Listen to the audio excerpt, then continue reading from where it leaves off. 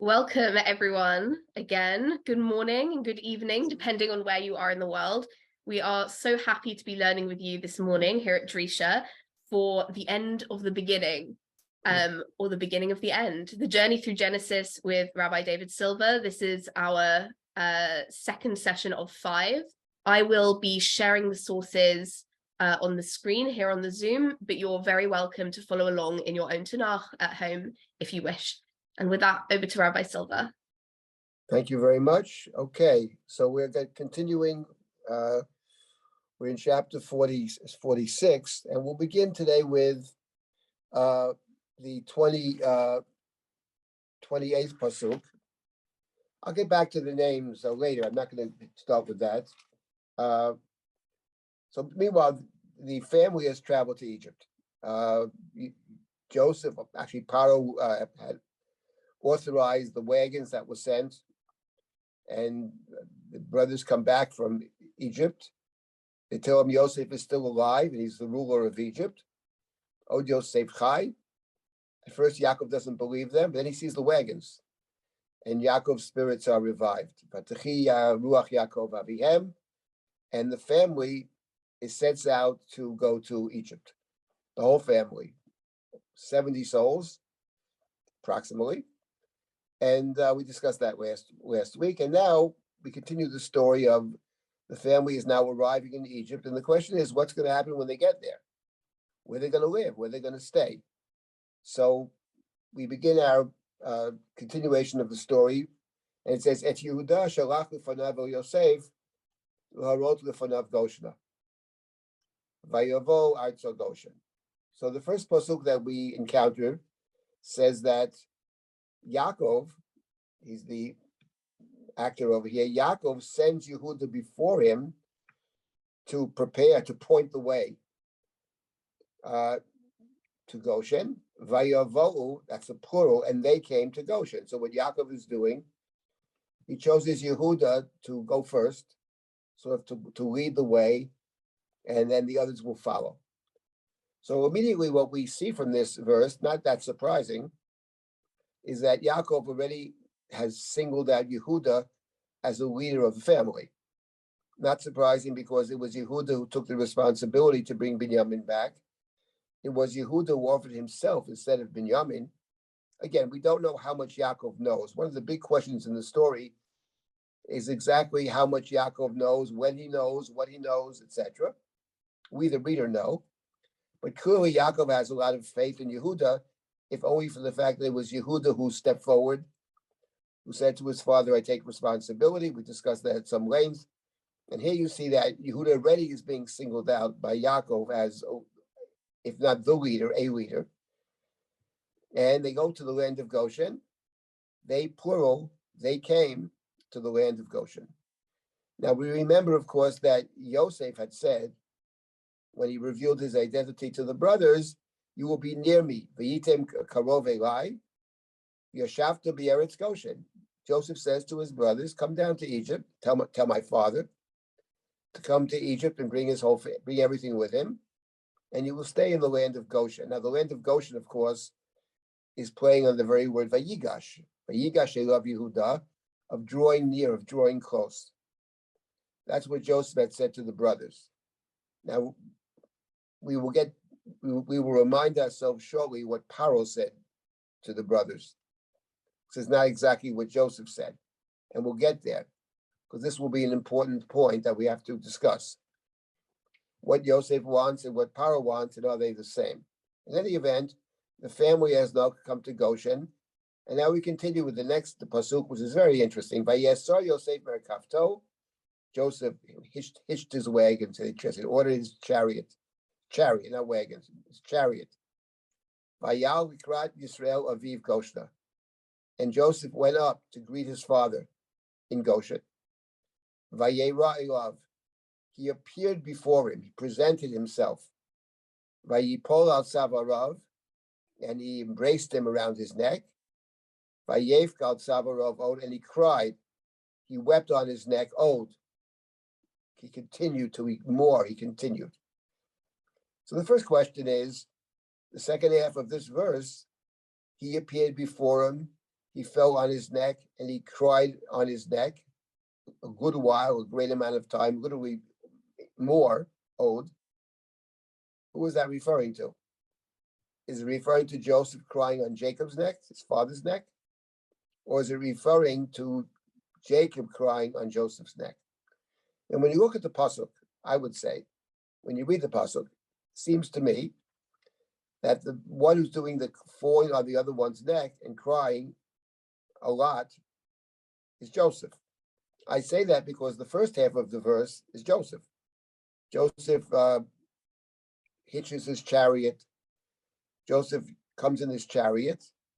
Vayesor is that verb is Joseph. Vayal is Joseph. So presumably Vayera and Vayipol and Vayev is also Joseph.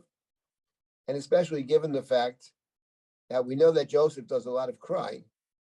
In fact, he cries 8 different times, 4 in conjunction with his brothers, but he cries other times as well. So from the reading the pasuk, I think that one would suggest that the simple reading is, since it's a singular he, and since the first half of the verse refers to Joseph, Joseph is the one who is crying and falling on the neck of his father. The Ramban is bothered by this, actually, not because of the verse. The verse can be read either way, and I think actually it sounds like it's Yosef. But the Ramban asks a very simple question, which is, who is more likely to cry and who is more likely to be thrilled to see the other? Is it Yosef or is it Yaakov? So the Ramban thinks it's Yaakov. He's his old father, his beloved son. He thought he would never see him. Okay, Joseph does care about his father. Joseph has asked more than once, is your old father still alive? Ha'od avichem chai, ha'odenu chai. So, yes. But on the other hand, Yaakov says, I will mourn till I die. And we know that spirits were revived when he hears that Joseph is actually alive. So the Ramban is bothered by this question because he thinks that logically, from a human standpoint, it's more likely it's Yaakov. But from the pasuk, it sounds like it's Yosef. One could argue that it's purposely ambiguous, that it could be both of them. The verse could apply to either. But I wanted to mention something the Ramban cites, which I think is very interesting. And that is, and then I'll make a second point, but the Ramban quotes a medrash. The Ramban quotes the medrash that when Yosef came to see his father. So the medrash is troubled, actually. The medrash presumes that Yosef is doing the falling and the seeing and the crying. What's Yaakov doing? His beloved son is appearing before him. And Yaakov, and the actor here is Yosef. So the Ramban quotes a medrash that when Yosef came to see Yaakov, Yaakov was davening. In fact, he was reciting the Shema. So he didn't want to interrupt. He was praying. He was saying Shema. And that's when Yosef came. So Yaakov couldn't respond right away. And therefore it's Joseph that falls on the neck of Jacob. Now I find this a particularly interesting medrash that the Ramban cites for the following reason. And maybe we can wait to discuss it. Because the recitation of the Shema figures in a different medrash, a very famous medrash. Some of you are probably familiar with this medrash. You know, we recite the Shema twice a day. It's actually the first Mishnah. The very, very first Mishnah. When do you say the Shema? When do you recite the Shema? In the evening and the day. Fine. So the Shema basically consists of 3 paragraphs from the Torah. It's called Kriyat Shema, the reading of the Shema. From a certain standpoint, it's not really prayer. The Amidah, the Shemona Esrei, is prayer. The Shema is a recitation. One could see it not just as a recitation, a statement of faith, a study of Torah, a minimal study of Torah, morning and evening. All of these are true, but it's called Kriyat Shema. So we simply read the parashiyot, 3 parashiyot from the Torah, 2 from Devarim and 1 from Bamidbar. But what's curious in the Shema is that after we say the first line of the Shema, Shema Yisrael Hashem Elokeinu Hashem Echad, And the next verse in the Torah is V'yahavta et Hashem Elohecha b'chol levavcha b'chol nafshecha b'chol miyodecha. Love God with all your soul, etc. But we don't. But we interrupt. We don't read it right away. We say something in between, which is Baruch Shem Kavod Malchuto V'Olam Va'ed. That's recited. The one who says the Shema says that statement, makes that statement, Baruch Shem Kavod Malchuto V'Olam Va'ed, and then continues V'Yahavta.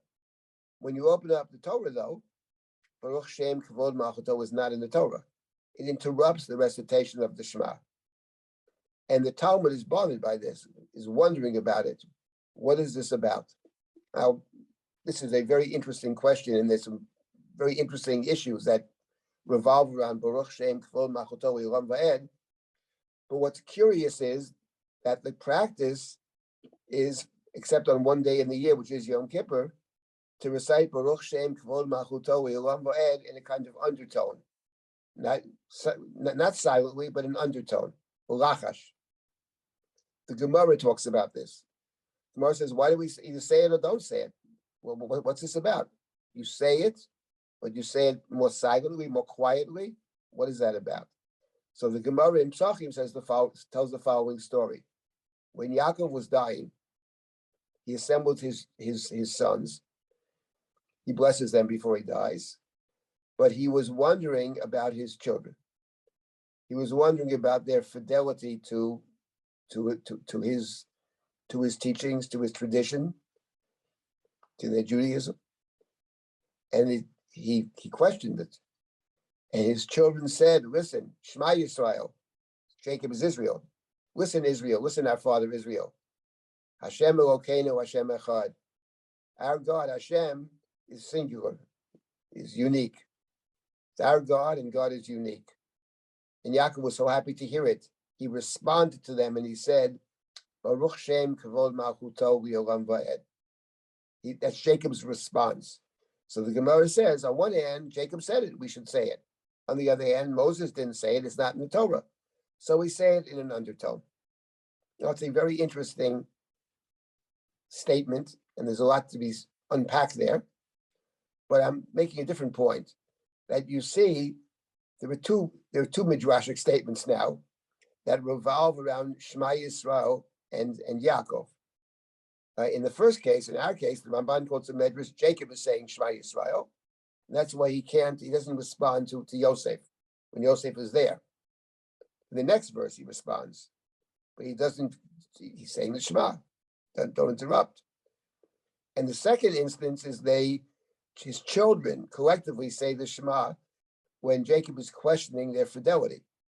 And then Jacob responds, blessed is the kingdom of heaven forever. So what is that actually about? And I think if you look at the two midrashim, I'm not basing this on the medrash, but I think it's an interesting point, because I think later on this is actually an issue. And my point is, Yaakov appears before Yosef. The Torah could have said, and Yosef went to see Yaakov, and he saw him, and he cried, and he fell on his neck, and he hugged him, he cried, etc. But the Chumash says more than that. The Chumash says in verse number 29, Vayesar Yosef Merkavto. He ordered or hitched up his chariot. Now the Merkavah, we know that Pharaoh instructed that Joseph be giving a chariot, Merkevet HaMishneh. But we know that the chariots are the symbol of Mitzrayim. Pharaoh hitched his chariots to chase the Jews at the Yam Suf. Sus v'roch bo Rama vayam, horse and chariot, right? So the Merkava is the symbol of Mitzrayim. So Jacob is there. He's come down to Mitzrayim to see his son, and he pulls up with his chariot. So that's a very important point over here. And maybe the idea of saying Shema at the time, it's a good question. Maybe he's reaffirming his own faith in light of what he sees. I'm not sure what the Medrash is getting at, but the Chumash is certainly getting at something. And the Chumash is raising, here he's coming to meet his beloved son, and he's driving up in the chariot. I mean, you could see this chariot he has, the license plate is Egypt 1 or something like this. I mean, Safnas Paneach has come. So this is the question actually. So we'll see this because this actually will come up later. This is a central question, and I mentioned this last week that in fact Yaakov is going to Egypt not to really to see Yosef. At the end of the day, he's going to Egypt to figure out how to include Yosef. That's the question. Yosef is to some extent an Egyptian, and the fact of the matter is that his brothers still suspect him. So Yaakov's got to figure out a way to build this inclusive structure. In any event, I thought these medrash about the Shema was very interesting. Fine. So now that's this. Now we get to the next pasuk. Vayoma Yisrael el Yosef amuta apam, acharei rotiet panecha ki od chachai. Jacob said, "Here's called Israel. I can die now, having seen that you are still alive. Acharei rotiet panecha ki od chachai." Now, here's something interesting about Yaakov and Yosef. We know these two are deeply connected. They care for each other very deeply. Yaakov certainly favored Yosef, mourned Yosef, and now I've seen that you are alive. And here's interesting, there's a word that is found in the Chumash, both in conjunction with Yaakov and conjunction with Yosef. I'll simply mention it now, and again, we'll come back to this. It's a little word. The little word is od. Od Avinu Chai, Od Chachai. Yosef is Od Chai, Od Yosef Chai. Interesting that same term, Od, applies both to Jacob and to Joseph. So down the road, I want, before we complete these sessions, whatever that will be, and we finish Bereshit, I want to discuss this idea of Od. The word Od is a word that appears specifically in conjunction with Yaakov and Yosef. And we'll talk about that. Fine. So this is they have met now. What the Chumash does, of course, by talking about the chariot, the Chumash is already hinting at what's to be in the future. Because Joseph is, to some extent, he's the viceroy of Egypt, to some extent. And now the question is, what's going to be with the family? They've come down to Mitzrayim, there's a famine. Joseph had said to his brothers, you recall, there are 5 more years of famine. And now Joseph's going to arrange that the family will find a place in Mitzrayim. Now, this is our topic for this morning. Vayoma Yosef elechav v'obeit aviv. So Joseph says to his brothers and to the father's house, the 70 souls, Elev yagidu leparo v'yomra elav achayu beit avi asher b'yeretz Canaan bo Eli. Says Joseph, listen, let me speak to Paro here, because the question is where you're going to live. Let me talk to Paro. Let me prepare Paro, right? Let me set this whole thing up, and I'll tell him that my brethren, my father's house, have come to me from the land of Canaan. Fine. That's what he tells the brothers. So let's continue. Next pasuk. V'anoshim ro'eit zon. Scroll down. Ki anshem mikneh hayu. V'tzonam uv'karam v'chol asher lahem heviu. Now the Torah reminds us that these are the family of Yaakov are shepherds. Anshe mikneh. So some of the Mefarshim distinguish between ro'eit zon and anshe mikneh. Ro'eit zon are shepherds. Anshe mikneh is probably not just shepherds, but they are actually, they deal in other words, it's a business basically. They're breeders, they're possessors. Mikneh is a business. This is their business. They also are shepherds. They also, in addition to that, are shepherds. And they have brought with them all of their flocks and their herds. They've brought, and now Yosef continues to speak. Yosef says, this is what's going to happen.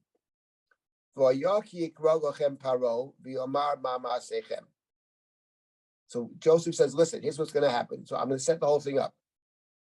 Paro is going to call to you and summon you and say, Ma ma'asechem. Here the translation is correct. What is your occupation? What do you do for a living? What do you do? He's going to ask you that question. It's all set up. You see, Joseph sets the whole thing up. So when that Va'amartem, tell the following. Anshe miknehu avodecha, minurenu v'yarata, gam anachnu gam avotenu. Your servants, referring to themselves, We are owners of livestock, breeders of livestock, owners of livestock. We and our ancestors, the family business. That's what you say. Ba'avur teshvu b'eretz Goshen. In order that Paro allows you to live in the land of Goshen. Ki toavat Mitzrayim kol ro'ei tzon, for shepherds are abhorrent to Egypt. So the land of Goshen, says Joseph, that's a place that sort of will be seen as sort of my territory. And the rest of Mitzrayim doesn't, for whatever reason, they don't like shepherds. For whatever reason, they look down upon this profession of shepherds. We remember earlier that when Joseph and the brothers are eating together with the Egyptians, they all eat separately. The brothers are eating, they won't eat with the brothers. So they have a different eating, different foods. Do they eat meat? I don't know. But in point of fact, shepherds are looked down upon. So Joseph, this whole thing set up, says Joseph. So I set the whole thing up for you. Just follow the script. Follow the script. So that's the way it works. It's all set up. You come in, he's going to ask you this question, you'll answer the question, and then you'll be able to stay in the land of Goshen. Just to back up for 1 second, I want to point out just back up a couple of verses there. That, you want to back that up, please? Sorry? Just back up. Yeah, go back. Yeah. Right. Back a little more. That's it. Vanoshim ro eitzon, verse number, was it 30? Can't even see it. 32 or 31? Yeah. 32. Vanoshim ro eitzon, is that what Joseph will say to Paro? It's unclear. Or is that the Torah, the narrator is saying to us, by the way, remember, reader, these were all shepherds and they brought with them their livestock? Or is this part of what Joseph is saying? Listen, I'm going to go to Paro. I'm going to tell him my brothers are here. My family came down. They are Anshe Mikneh. So that's the question. Is that already what Joseph's going to say? He's telling them, this is what I'm going to say. Or no, the Chumash is informing us. Just a point of information. In any event, it's all set up. Joseph's going to set it up. Joseph has Paro's ear. So now let's continue. Now scroll down again. And I'll stop in a couple of minutes and take comments or questions. Fine. Now let's continue. That's it.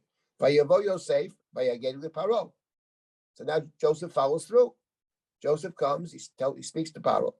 Vayomer, he says, Avi v'achai v'tzonam uv'karam v'chol asher lahem ba'al me'eretz Canaan v'hinam b'eretz Goshen. So the first thing Joseph says to Paro was, listen, the families come down, not just with the livestock, but with all of their possessions. And they are, in fact, in the land of Goshen, in the region of Goshen. So in other words, Joseph has them coming to Goshen right away, because this way, presumably, it's a lot easier to say to Paro to say, okay, if they're there ready, let them stay there.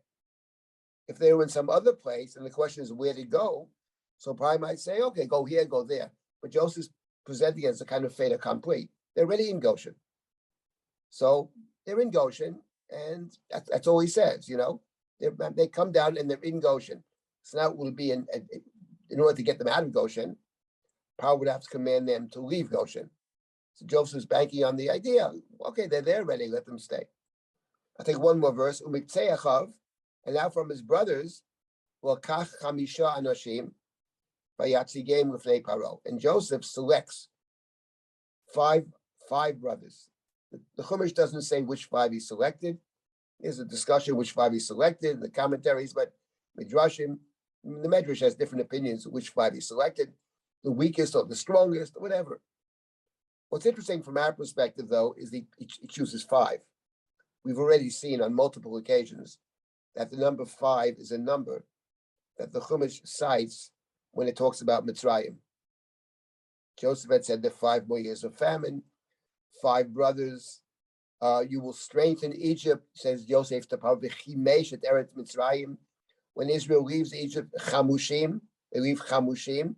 So for whatever reason, I have a thought about it, but not for now, but for whatever reason, number 5 is a number that the Torah employs when it's talking about Mitzrayim. So the whole thing is set up. They're already in Goshen.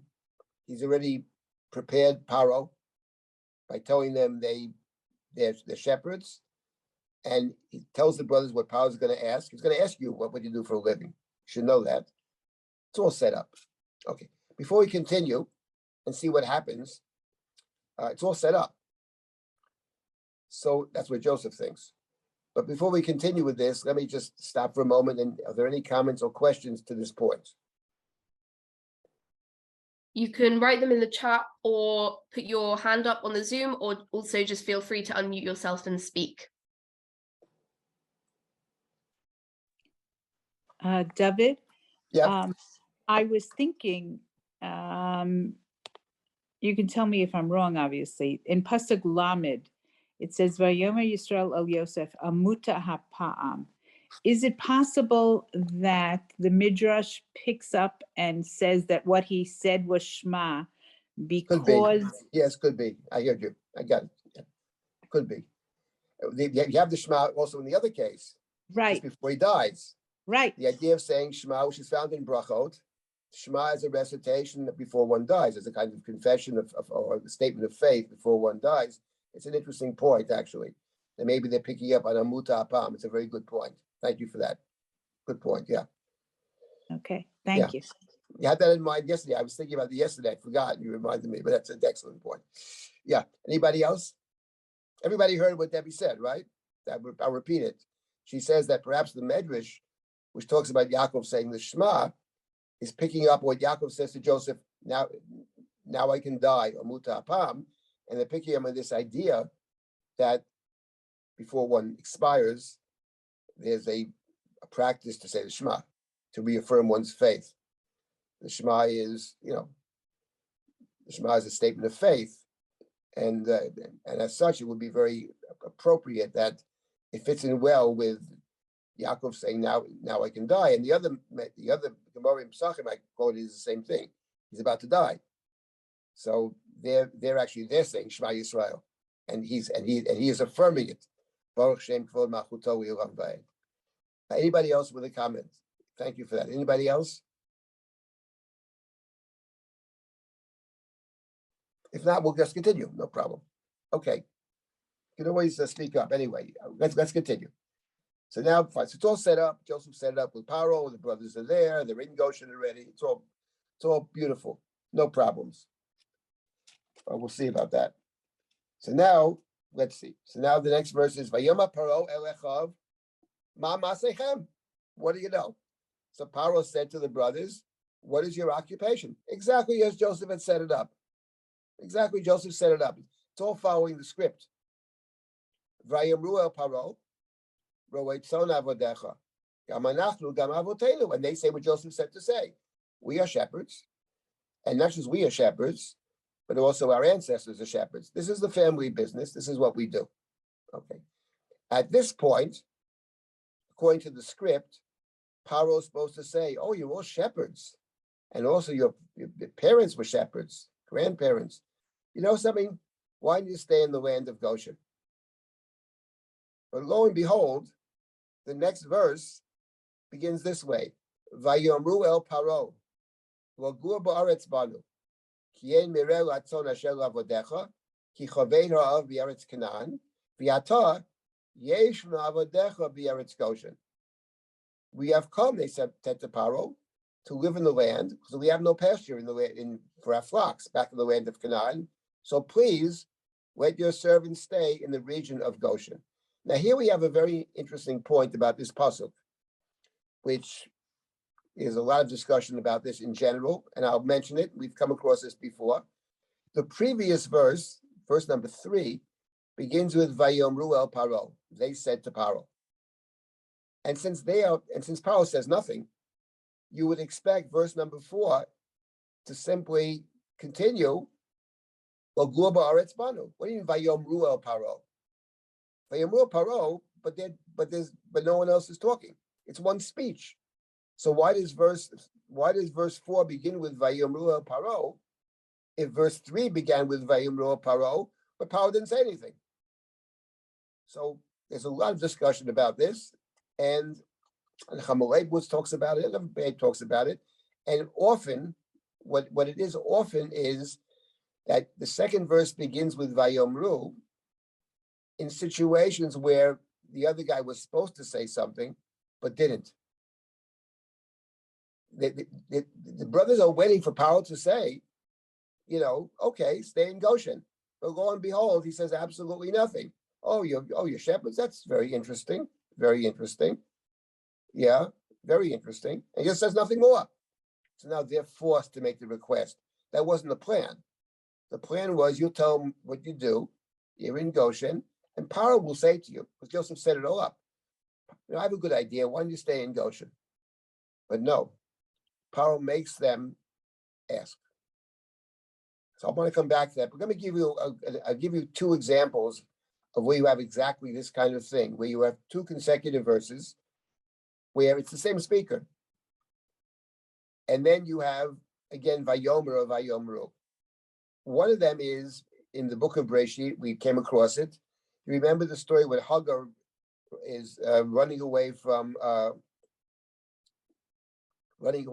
Sarah, who's abusing her. Vatanel Sarai Vativrach Miponela, back in chapter 16, and she runs off into the desert, and an angel of God appears to Hagar in the desert. And the angel of God says to Hagar, it's later on in the chapter, the angel of God says to Hagar, let's see. No, you went too far. It's a little earlier.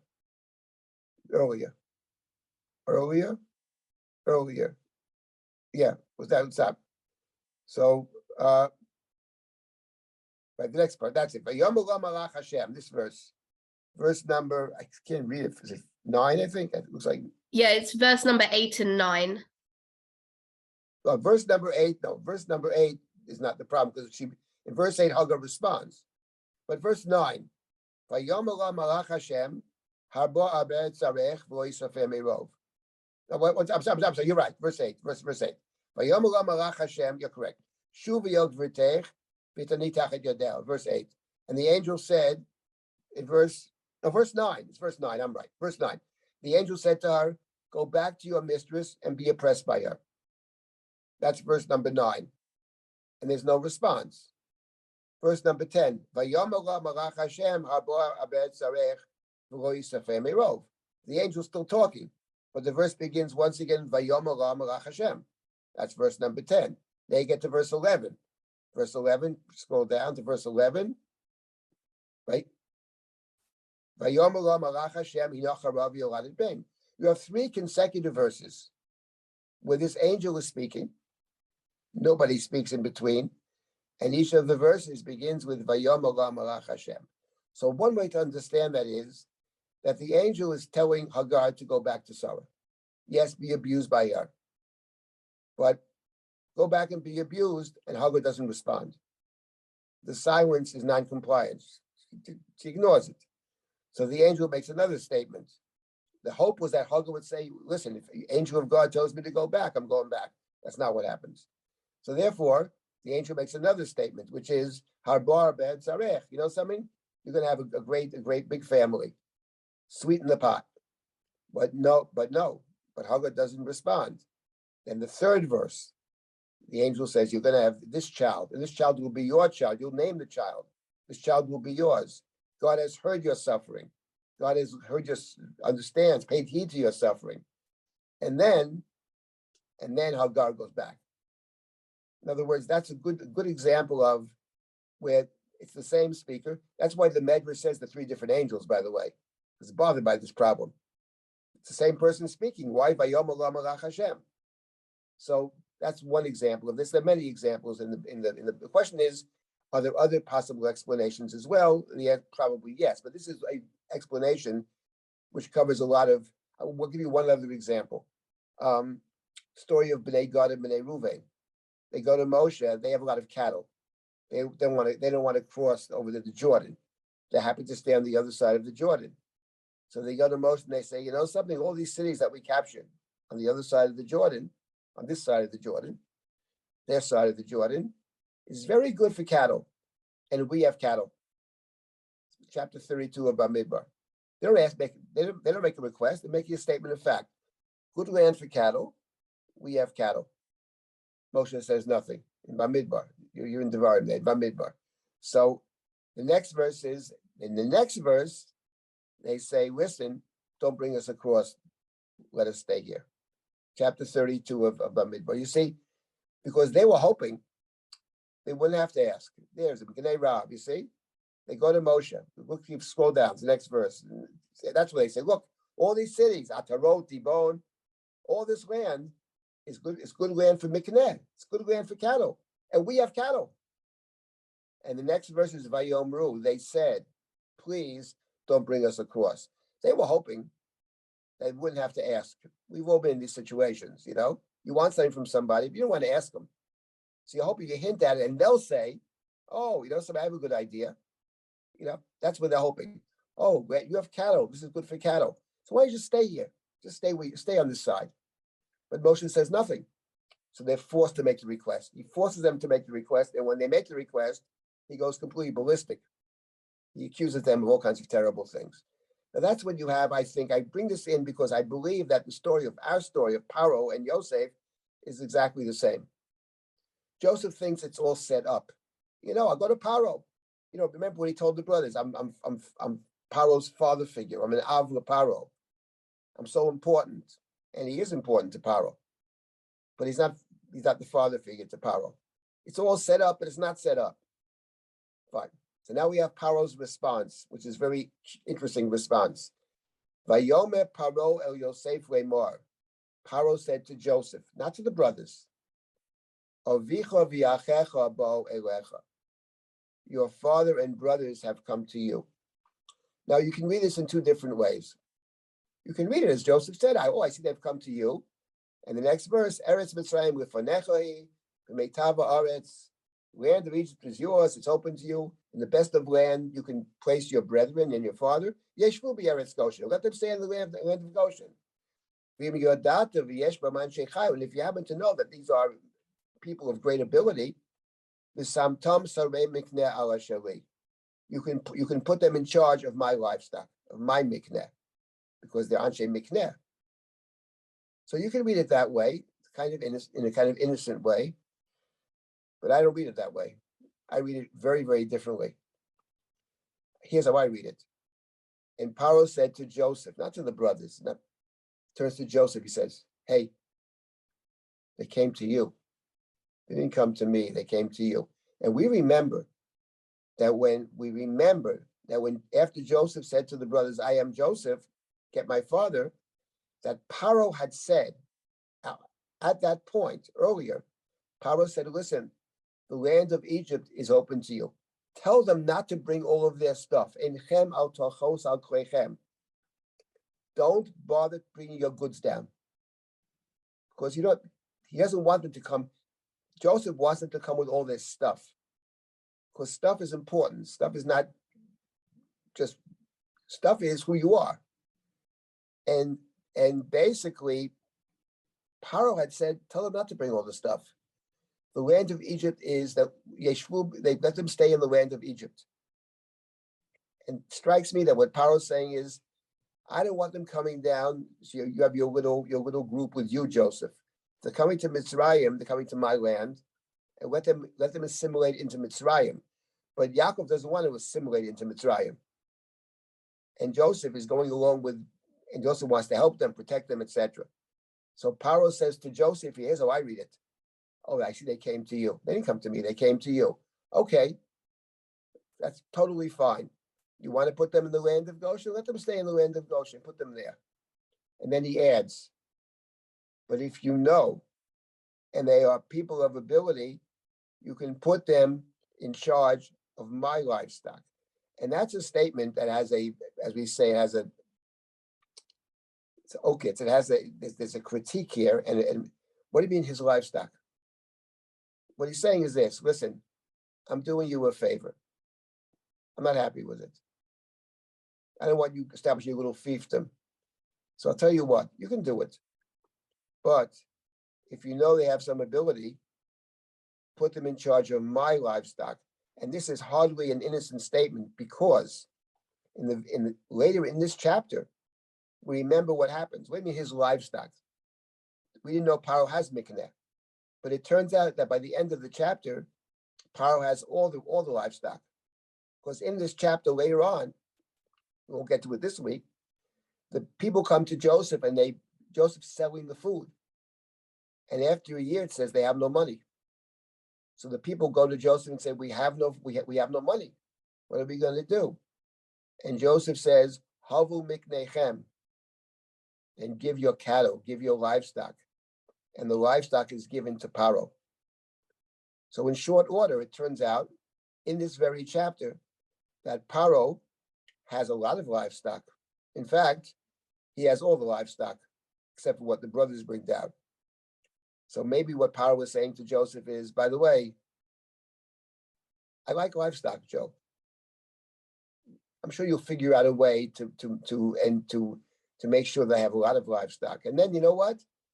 These fellows you brought down, you can put them to work for me as well if they have some ability. That's how I see it over here. My point is, this is actually the beginning of the break between Paro and Joseph.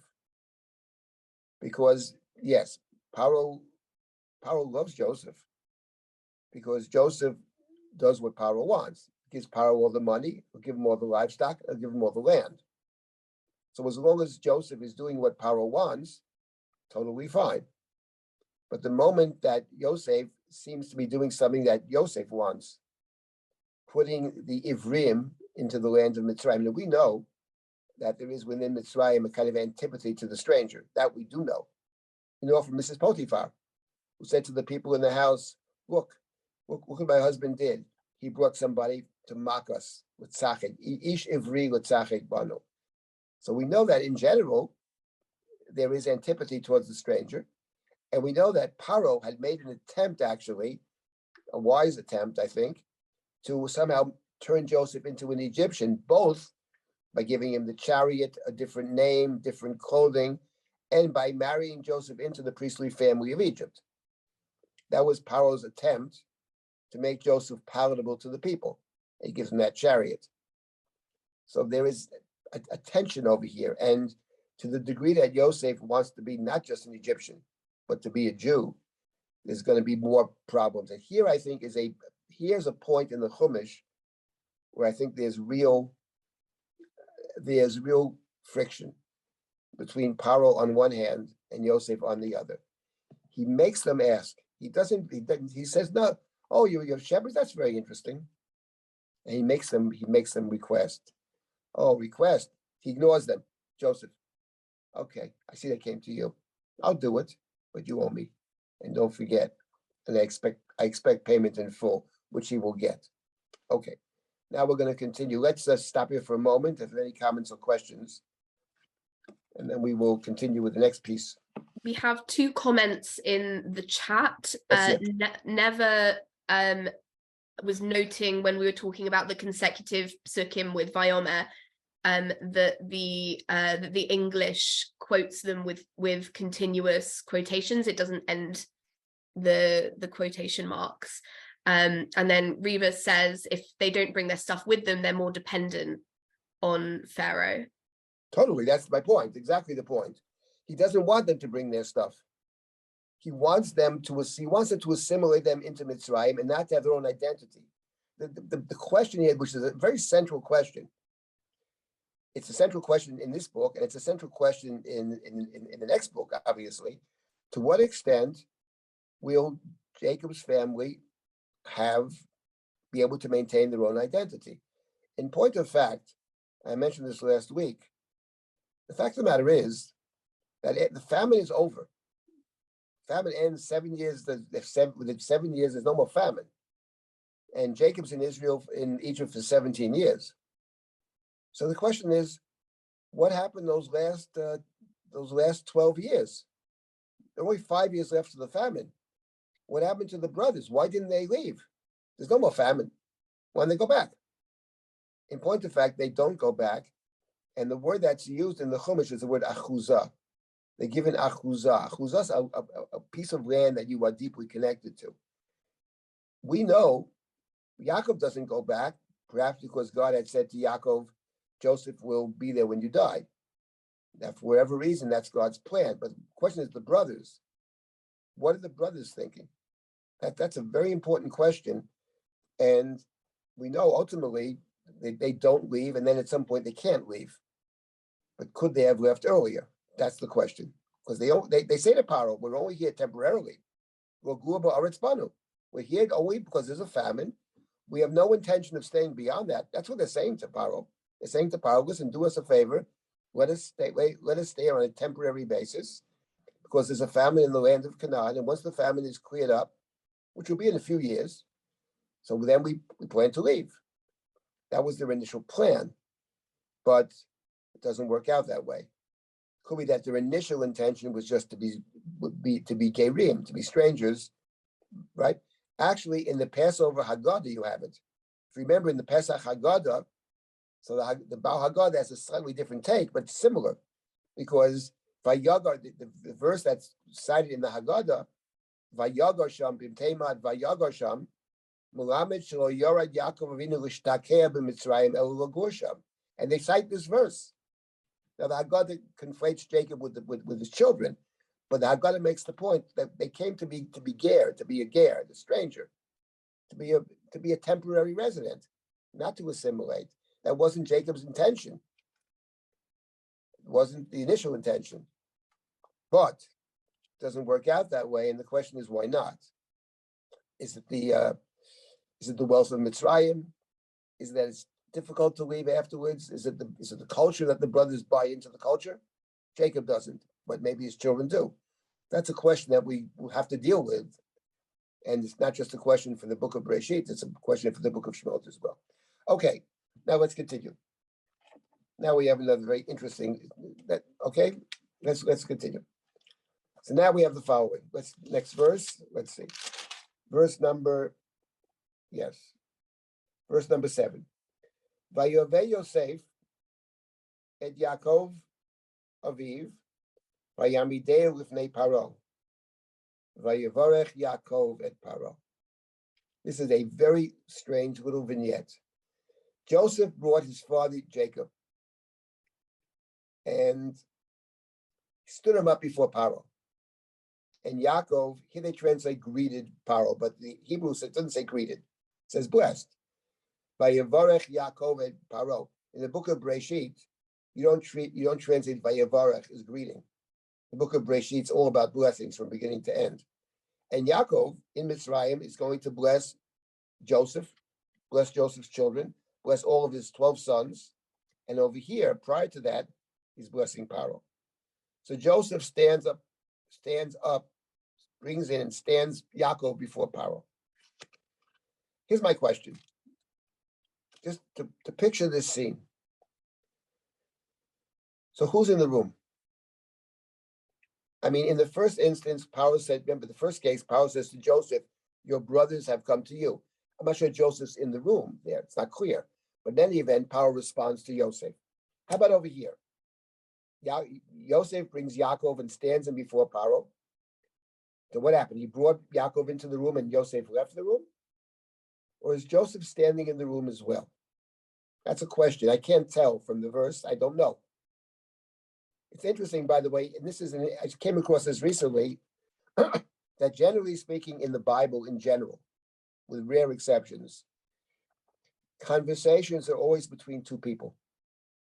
Curious, even there are many people in the room, conversations, so A speaks to B, then A speaks to C, then maybe B speaks to C, but there's almost never conversations amongst three, for whatever reason.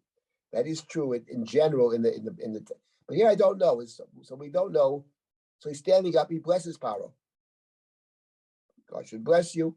We would understand why. Paro has been good to the Jews, has been good to Joseph. Yes, we anticipate problems, and there's reason to anticipate problems, but at the end of the day, so far, in point of fact, he got Joseph out of jail. He gave him a position of enormous power. He has agreed to let Joseph's family stay with Joseph in the land of nearness, in the land of Goshen. You have to say thank you. So Yaakov blesses Paro. And now we have the strangest thing. Vayoma Paro el Yaakov, Kama yemei shenei chayecha. And Paro said to Yaakov, how old are you? It's a strange thing. The Chumash in general doesn't deal with trivialities, but The Ramban is bothered by this. What do you mean, how old are you? So the Ramban says the following. The Ramban says, because Yaakov looked extremely old. So Paro was struck by this. He'd never seen someone so old. So he says, Kamoy Yemeshnai Chayecha, how old are you? I've never seen anything like this. It's astonishing. How many are the years of your life? You know, sometimes walking in the street and you pass someone in the street, you say, oh, how are you? You know what I mean? We say, how are you? Usually, I'll speak for myself, you know, it's you say, hi, how you doing? Something. You're not really asking how they're doing. What you're really saying is, oh, I see you. I'm glad I actually recognize you. Yes, I nod to you. I'm giving you some recognition. You recognize me. But when we ask a question, how you doing? I remember years ago, I was walking on the street. Someone came up, I was in a terrible mood. How you doing? I said, pretty bad. Oh, good. I walked on, you know. No one's really listening. So this is like, how old are you? You know, like when you meet, sometimes you meet people. I remember in the old days, sometimes, you know, before I was married, you go on a date, you realize you don't have to talk about, you know. So you have certain questions you're going to ask, which, you know, no real meaning. So you just talk. It's just talk. So this is one of the, how old are you? Whatever. So, and now Yaakov gets the following answer. It's this innocent question. How old are you, by the way? Vayoma Yaakov el Paro, Yemei Shnei Megurai Shloshim U'Miyat Shana. The years of my sojourn on earth are 130. Ma'at v'ra'im hayu yemei shnei chayai. The years of my life have been few and bad. And not only that, v'lo hisigu et yemei shnei chayai avotai b'mei megureihem. And nor do they come up to the lifespan of my ancestors during their sojourning. So you read this verse, and you say to yourself, what? I mean, what is this actually about? And first of all, I think it's actually a very interesting statement in terms of looking back at Yaakov's life. Yaakov looked back at his own life.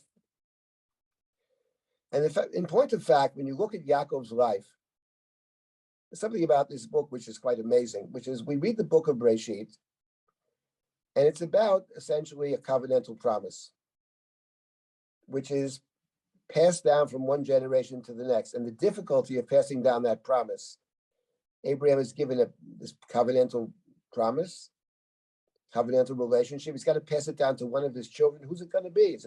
He has no children. Then is it going to be Lot?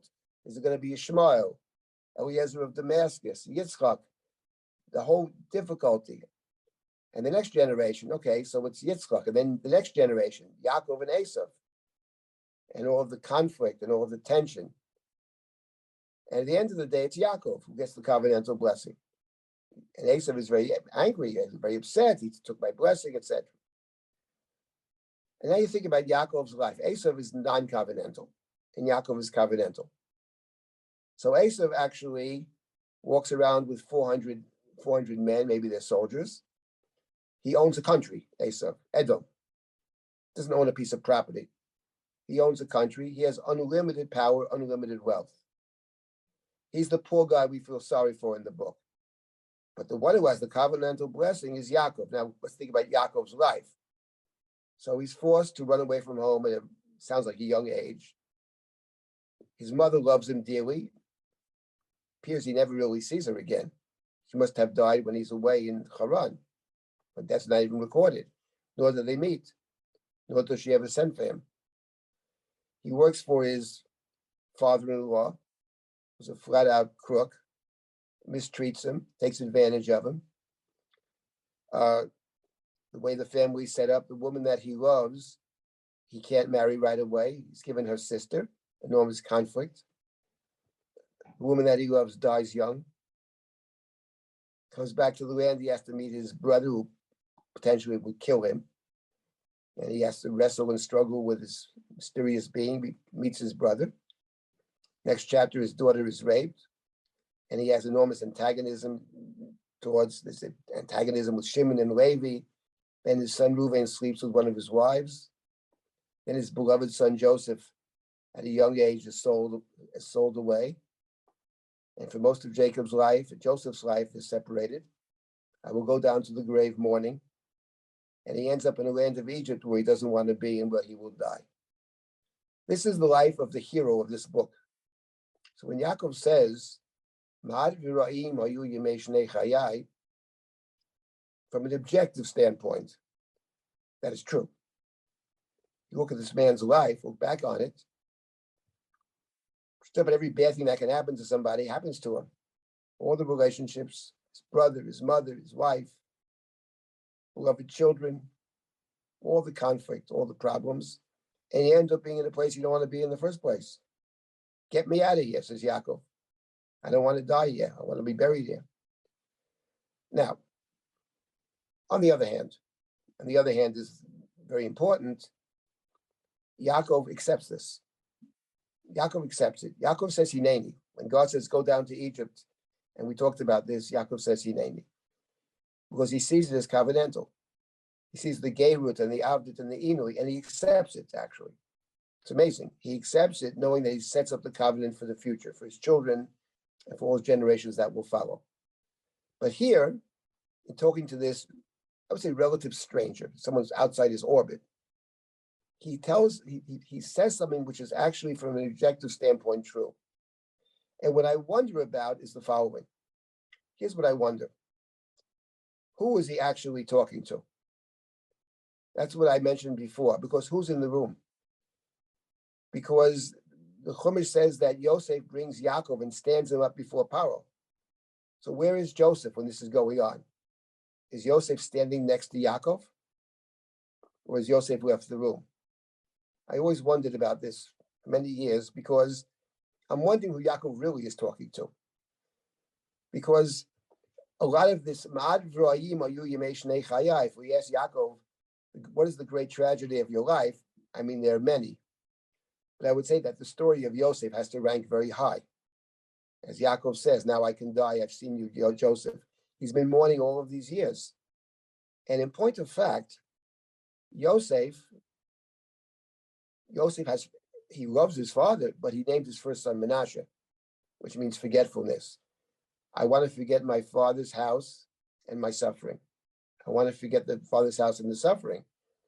And there's no expression on Yosef's part that he wants to reunite with his father. So I've always wondered about, is this simply a statement to Paro in which the Chumash is telling us, the readers, to remember what this covenant consists of and the price you pay for entering into the covenant?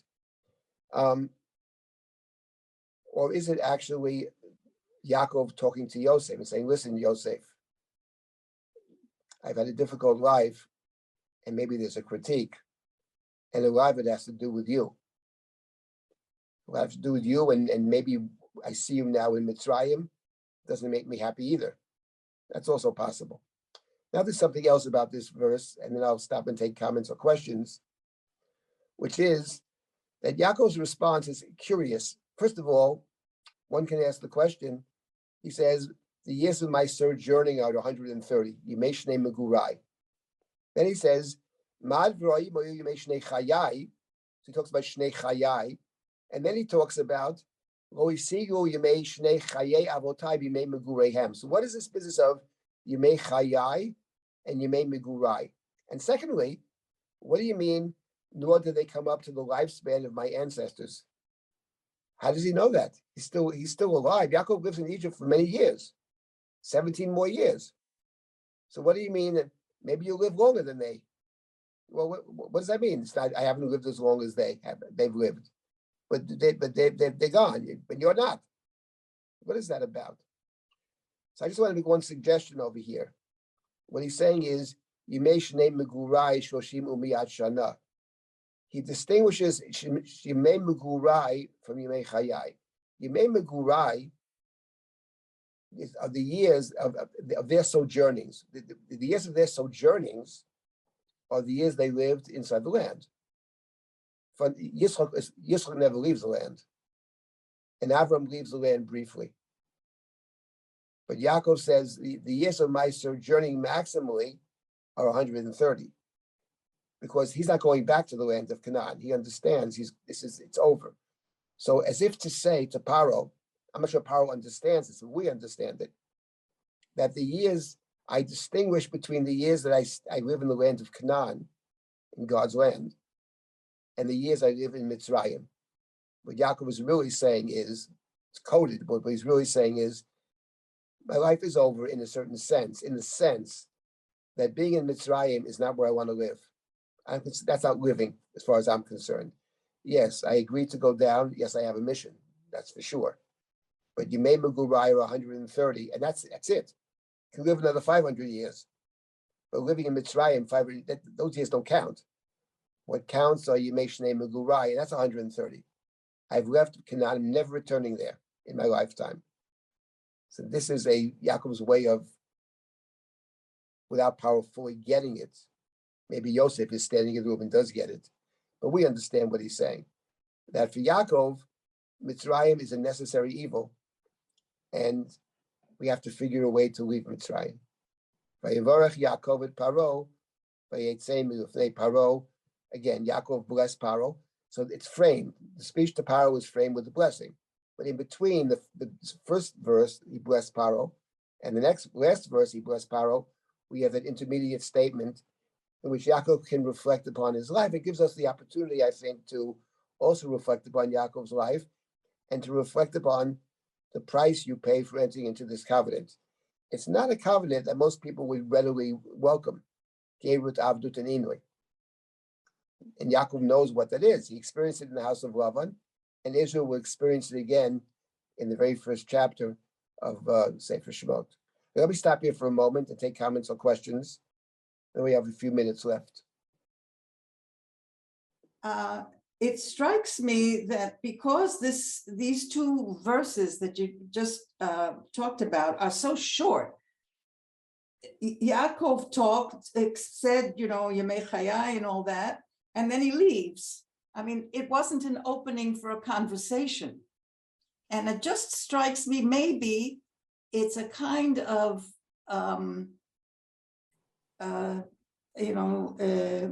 the way things were done, the way a kind of formal introduction between Paro and Yaakov. Possible, but here's my point. Do you understand when am I clear? That Yes. Paro didn't mean to investigate his life and begin a conversation. I agree with you. That was my point. It was a very innocent statement. How old are you? How you doing? Where do you live? Like those kinds of questions. Yeah. Where do you go to school? I mean, those kinds of questions. It's just a way to make talk. Right. But on the contrary, that makes it even more shocking what Yaakov says. Because I'm 130. No, he goes into this whole thing about I've had a terrible life. That's what's so shocking over here. He sees as an opportunity. Power, it's not an answer that I'm sure Power would expect to hear. But he's making a statement. It's an opportunity for him to make a statement in a kind of, he's not making it directly to any of his children, although Yosef may be in the room and hears this. But it's the question is, why does the Chumash include it all together? Okay, he met Paro. Well, why is it important to tell us this? It's only important to tell us this, well, for two reasons. One is that he's grateful to what Paro has done so far, and you have to be grateful. But the other point is, it's here, I think, Dafka for that statement of Yaakov. The Chumash wants us to hear what Yaakov's looking back at his own life, and what he makes of it. And the point is that what he says is all true. It's a statement of, one might say, a statement of fact. He's had a very, very, very difficult life from every standpoint. Rabbi Silber, Yes. maybe he's saying, let me tell you about us Jews. You might not know enough about it, so to speak. We have hardship, we have tzarot. So why does he have to tell? Well, why is he telling Paro? That's the question. Who cares about Paro? He's telling us. It's not. The Chumash doesn't care what tells Paro. The narrative of the Chumash, the narrator is speaking to us, having through Yaakov speaking to us and reminding us about the nature of this covenant. It's a covenant that, as I said many times, most people would say no thank you. Hagar says no thank you. go back to your mistress and vihitani and to accept the inui. There's no answer, because what she's saying is, very nice, I'm not into that. That's not for me. I'll sweeten the pot. I'm not interested. Go back. There won't be any more inui. Shema Hashem Yech. Okay, and she goes back. So then, most people, I think, would say it's not for me. You suffer your whole life, and you don't even see the result, the benefits. The benefits go to the next generation. That's the point of it. It's the opposite. It's so irrelevant, actually. Why mention it altogether? Who cares about Paro? No, it's not about Paro. It's the Chumash's way of talking to us. That's the point, and reminding us of important truths. Rabbi Silber, it's about two colliding worlds. That's the whole thing. He is telling him, you might not have known much about us, but we suffer. We have this. This is our lives. What does he care if Paro knows that or not? Irrelevant. Because Yosef had hidden that part of himself. I'm just saying. Yeah. I understand, but we don't really care what Paro thinks. We may care what Yosef thinks. That's why I mentioned Yosef being in the room. Maybe he's talking to Yosef. That's an important point. He's come down to Egypt basically to teach Yosef. That's the real reason, as we'll see. And Yosef turns out to be a very good pupil. Okay, let me just, we still have some more time. I just want to point out, I'm sorry, I wasn't, I didn't finish. Here he's Yaakov and not Israel. And I wonder if there's any significance when he's called in the text Israel and when he's called Yaakov. Well, there certainly is significance to it. He tends to be called Israel at moments of great significance, like when and here he's Yaakov. Here he's Yaakov. The statement to Paro is not important per se to Paro. It's an opportunity for the Chumash to remind us about the nature of what Yaakov has endured and is willing to endure. He actually accepted it. He said he accepts it. He understands what it is and he accepts it. He accepts it because he knows what it is, because he already endured the Gerut, Abdut, and Inui once in the house of Rabbi, and it's going to happen again. He knows that. But he's willing to pay that price. Whether other people understand it or not, the people in his family, that's a good question. I think ultimately Yosef.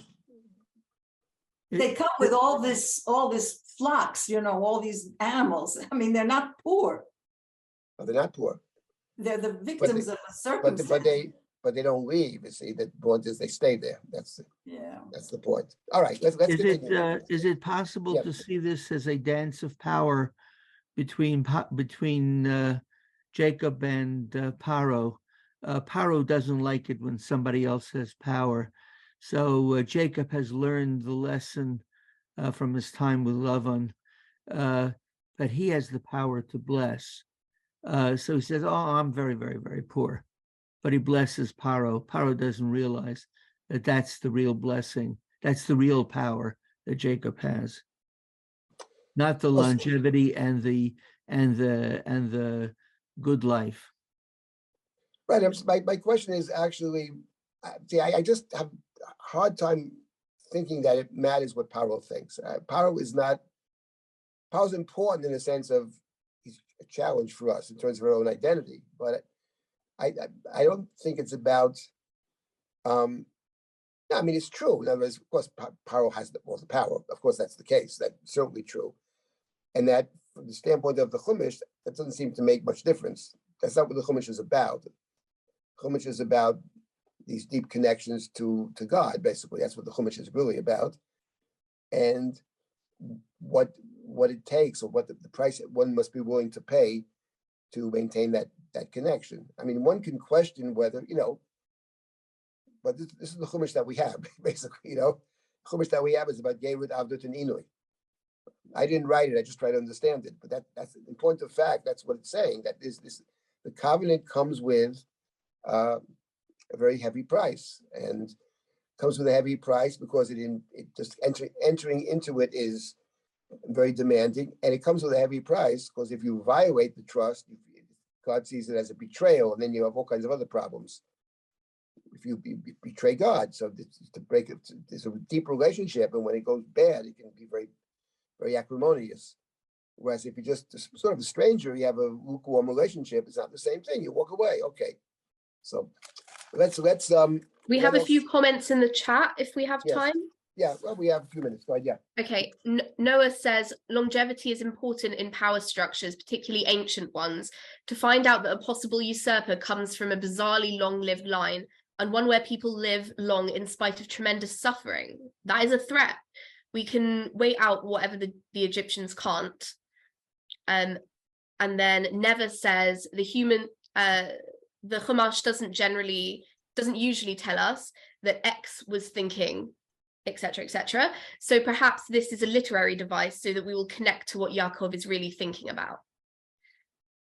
Right. So I think the first point about longevity, that may be the case. It turns out, I was doing some reading about this, that in Egypt, now again, I can't verify this to be true, but we talk about living to 120. The Chumash mentions 120.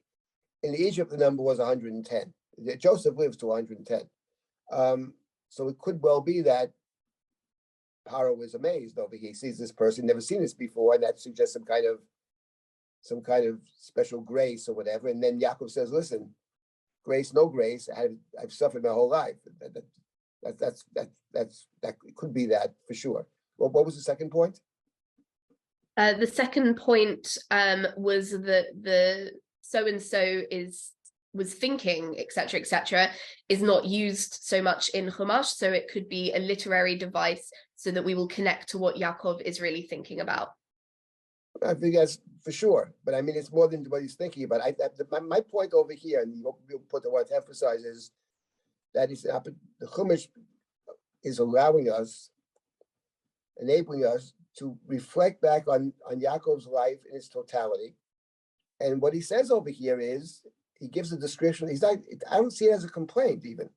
He's saying a fact. I mean, if you look at my life, this was a life of many, many, painful situations. Look, his favorite child and his favorite wife, he loses them both basically. Then they have the business with the brother and his mother, and you name it. And he's ripped off by Laban, and he works for a guy who cheats him, and the acrimony within the family and all that. So it's all true. And we're coming to the end of the book, and I think the Chumash wants us to understand that there's a price you pay for this particular covenant. Yaakov was willing to pay it, but the price is an enormous price. Let me just. Silber? Yes. Rabbi Silber? Yes. Isn't it characteristic of Yaakov to belittle himself? He says it so many times, Kotanti, and when he's about to meet his brother Esau, he tries to get by, and here he's in the face of power, and he wants to make himself as little as possible.